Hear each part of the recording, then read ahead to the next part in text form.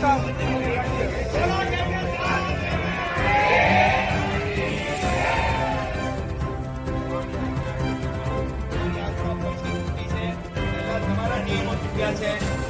નિયમની બંધારણની આટલી જોગવાઈ અમને ઓછી પડે છે. જવાબદારીઓ છે જેમની એ બધા જ્યુસ પીને બેઠા છે, એમને જગાડવા આવ્યા છે. તમારી સેવાની જવાબદારી છે અને રક્ષાની જવાબદારી છે. બધાના હક, બધાની શ્રદ્ધા અને બધાની આસ્થાની રક્ષા કરવી એ તમારી પૂરેપૂરી જવાબદારી છે. મહાત્માઓની બળતરા ખૂબ છે, કારણ કે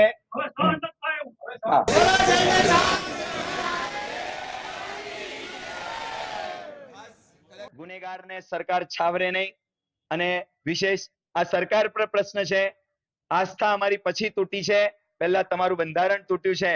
કોઈ બંધારણ તોડીને આવી હરકત કરી જ કેમ શકે? તમે આટલા નિષ્ક્રિય કઈ રીતે રહી શકો? એ તમારી કાબિલિયત ઉપર સવાલ છે અને આ સવાલનો જવાબ તમારે તમારી કાબિલિયત બતાવીને આપવાનો છે.